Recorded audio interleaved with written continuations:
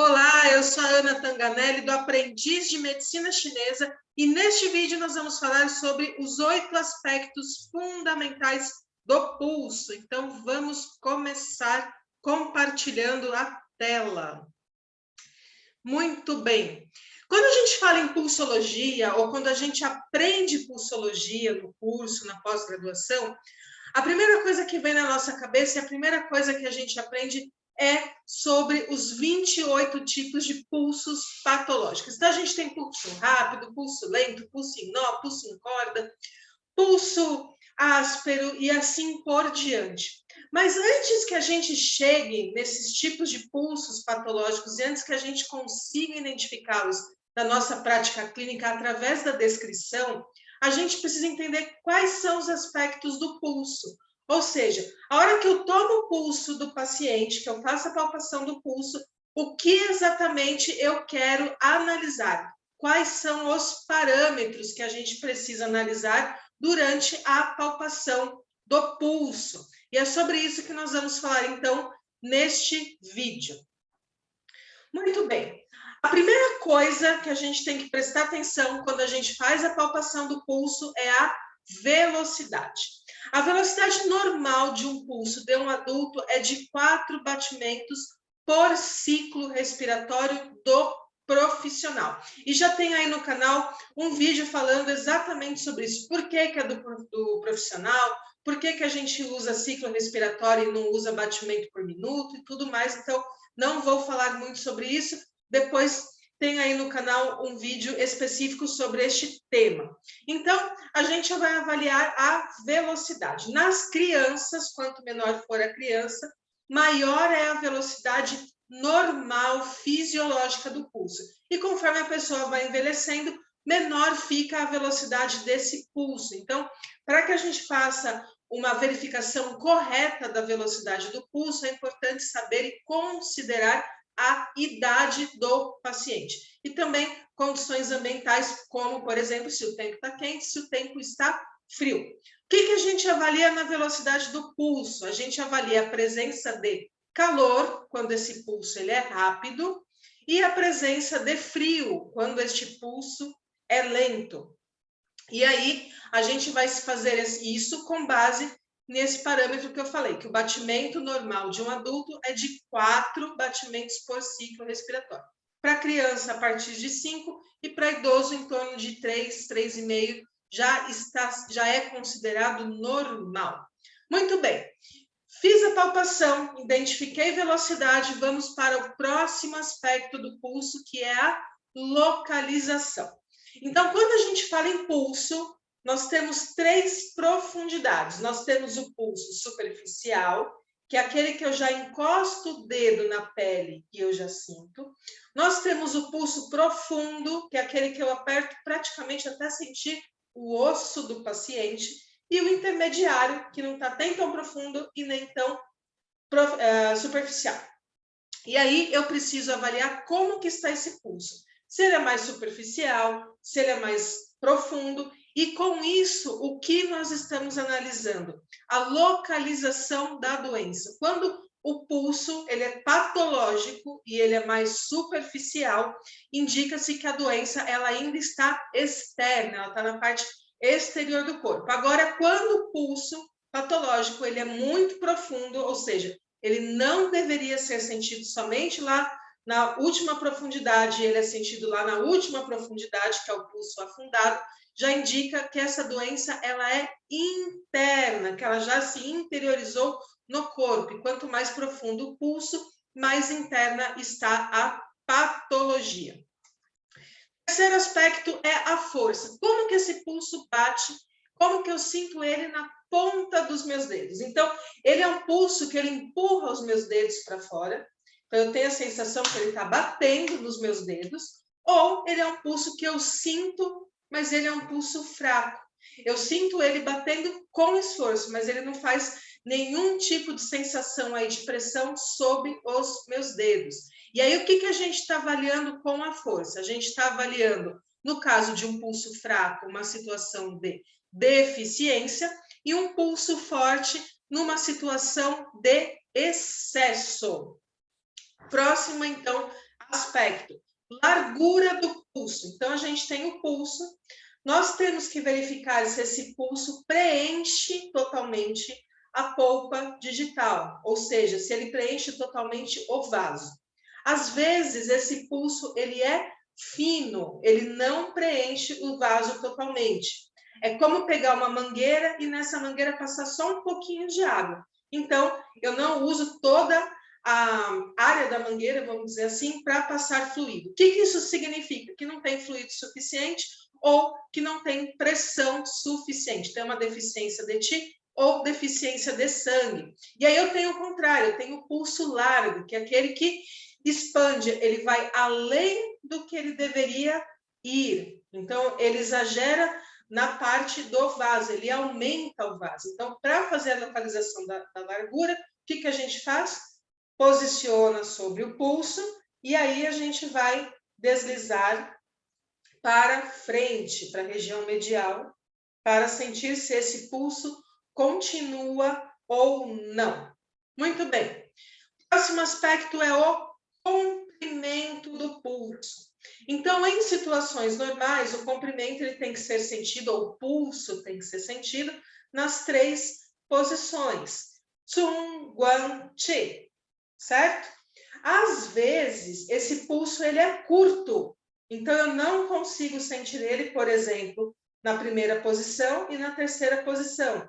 Eu só sinto ele aqui no meio. E às vezes esse pulso ele é longo. Eu continuo sentindo esse pulso quando eu continuo deslizando aqui depois da terceira posição, depois da posição Ti. E eu continuo sentindo ele. O que quer dizer o comprimento do pulso? Ele está relacionado com a pressão ou com o movimento do Ti. Então, a cada batimento, o Ti ele vai impulsionar o sangue e o quanto que esse Ti impulsiona o sangue é o que vai dar aí o parâmetro de comprimento do pulso. E aí passamos então para a fluidez. O pulso normal, ele é um pulso que ele tem livre fluxo, então ele é livre e ele vai passando, ele vai batendo normalmente. Quando há excesso de umidade, esse pulso se torna escorregadio. Ou seja, na hora que eu pegar, eu vou sentir como se fosse óleo passando embaixo dos meus dedos. A descrição clássica desse pulso é o quê? A pérola passando ou caindo através de um prato de porcelana e a gente tentando pegar essa pérola. Então, é um pulso que ele escapa das nossas mãos, assim dos dedos, né? Assim como o óleo escapa. Do outro lado da fluidez do pulso, nós temos o pulso áspero, que é aquele pulso que ele não tem livre fluxo. Então, ele bate, ele vai, ele para, ele vai, ele para, ele vai, ele para, porque ele tem uma dificuldade de fluidez.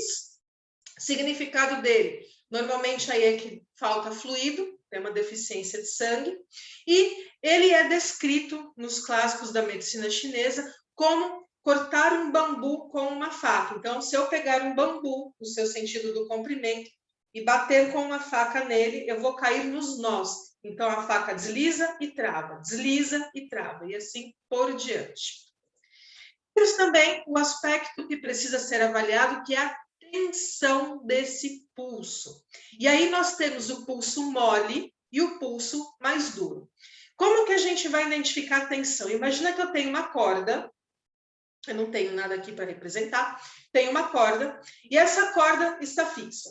Se essa corda está fixa sem ser esticada, ela é mole, ou seja, a hora que eu coloco a mão na corda, a corda baixa, ela se perde embaixo da minha mão. E por outro lado, quando eu tenho uma corda que ficou muito esticada, como se fosse, por exemplo, a corda de um violão ou um cabo de guerra, a hora que eu toco nessa corda, eu vou sentir ela dura sobre a minha mão, eu sinto ela perfeitamente. Quanto mais esticada ela tiver, mais dura eu vou sentir esta corda. E daí, da tensão, a gente vai ter aí, né, no duro, na opção aí de tensão mais dura, o clássico pulso em corda e também o pulso tenso. Eles são descritos como o pulso em corda, uma corda de violão muito esticada, então a gente sente ele mais fino, mas que causa aí uma tensão sobre os dedos, a gente sente ele duro, sente ele bem forte, bem rígido embaixo dos nossos dedos. E o pulso tenso, ele é descrito como uma corda grande, né? Também super esticada. Então, ele é um pulso que ele não é tão fino, ele é um pulso que ele é um pouquinho mais largo, mas que também ele exerce aí uma tensão nos dedos. Eu sinto ele duro a hora que eu faço a palpação.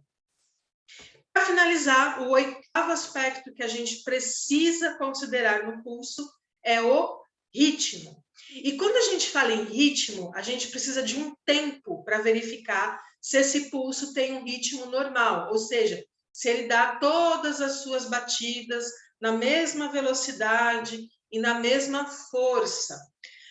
A gente fala de pelo menos fazer uma palpação de pulso aí de 50 segundos a 1 minuto para avaliar esse aspecto que é extremamente importante. Por quê? Quando há algum tipo de intermitência, algum tipo de variação, ela indica aí algum problema mais sério, normalmente um problema cardíaco, e a indicação é que a gente mande este paciente para um profissional para avaliar a sua função cardíaca na medicina ocidental. Então, a gente tem aqui o ritmo normal, então o pulso ele bate bonitinho, em intervalos regulares, com a mesma força, com a mesma velocidade. Aí eu tenho o pulso que varia na velocidade, então ele vem bonitinho, de repente ele tum, fica mais rápido e volta ao normal. E a gente também tem o pulso que falha o batimento, então ele vai bonitinho, tum, e não bate. Ele perde um período. Tum, perdeu. Tum, e assim por diante. E com relação ao ritmo, a gente tem que avaliar se essa intermitência, ou seja, se tem uma variação aí no intervalo ou uma falha de batimento, ela é regular, ou seja, ela sempre vai acontecer no mesmo intervalo. Então, assim, tum, falhou. Tum, falhou. É sempre 3 batidas e uma falha. Ou se ela é irregular, ou seja, não tem uma regularidade de período. Uma vez ele falha na segunda batida, uma vez ele falha na quinta, uma vez ele falha na nona e assim por diante. A gente precisa prestar atenção nisso também. Então, nós temos aí que o pulso, antes da gente pensar em pulso patológico, da gente pensar nas descrições do pulso patológico, quando a gente faz a palpação, quando a gente faz a avaliação de um pulso, a gente precisa verificar o quê? Velocidade, localização, força, largura, comprimento, fluidez, tensão e ritmo.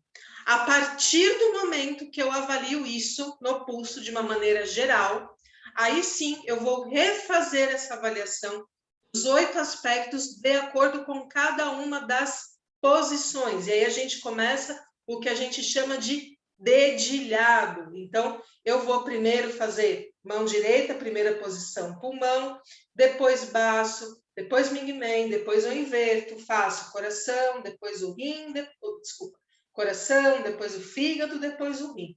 E aí, com base nesta avaliação do que eu detectei desses 8 aspectos do pulso, aí sim eu vou conseguir identificar na prática aqueles 28 tipos de pulsos patológicos que a gente utiliza e que a gente fala no nosso dia a dia, que a literatura ensina, que a gente aprende na escola, tudo isso. O que eu quero dizer com tudo isso? Que é preciso, para aprender pulso, entender o que a gente precisa identificar no pulso. E a gente precisa saber que a gente está avaliando aí esses 8 aspectos do pulso. Não adianta a gente ficar na prática clínica desesperado, tentando achar um pulso em nó, um pulso em corda, um pulso intermitente, um pulso escorregadio, etc., se a gente não entende exatamente o que cada um deles significa. Então, é por isso que a gente, antes de mais nada, antes de pensar em qualquer coisa, a gente tem que saber, conhecer esses 8 aspectos do pulso e treiná-lo o máximo que puder. Tanto no seu próprio pulso, utilizando aí várias horas do dia, várias situações do dia, para entender as variações naturais do pulso, quanto de pulsos de familiares, pacientes, amigos, conhecidos, pessoas que se encontram na rua e etc. A pulsologia ela é uma forma muito importante e precisa de diagnóstico segundo a medicina chinesa.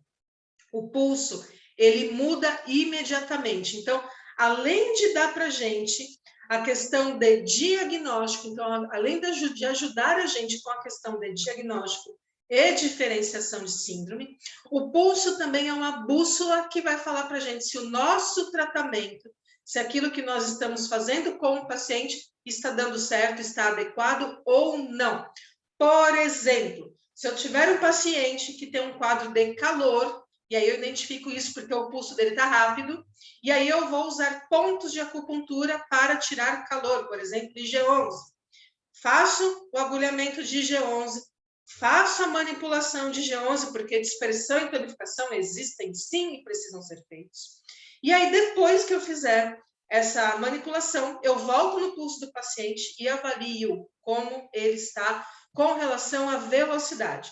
Se tudo deu certo, se realmente ele tinha um calor por excesso, se eu fiz o agulhamento no ponto correto e a manipulação correta, a velocidade do pulso do paciente, ela diminui imediatamente. Não é amanhã, nem depois, nem na próxima sessão. É imediatamente. Então, aprender pulsologia é essencial para o sucesso da prática clínica. E, se você quiser saber mais, agora, no sábado, dia 15, a gente vai começar a primeira turma do Pulsologia Descomplicada. Eu vou deixar o link aqui embaixo para você, se você tiver interesse. Esse curso ele vai ser ministrado depois, vão ter outras turmas, na verdade ele vai ser perpétuo, mas a primeira turma é uma turma muito especial, porque ela vai ter aulas ao vivo, interações ao vivo, bônus, vai ter algumas coisas extras aí nessa primeira turma, e ainda também um valor reduzido aí no curso completo de 60 dias, que é para você sair do zero e em 60 dias conseguir, na prática clínica, aí, avaliar qualquer tipo de pulso.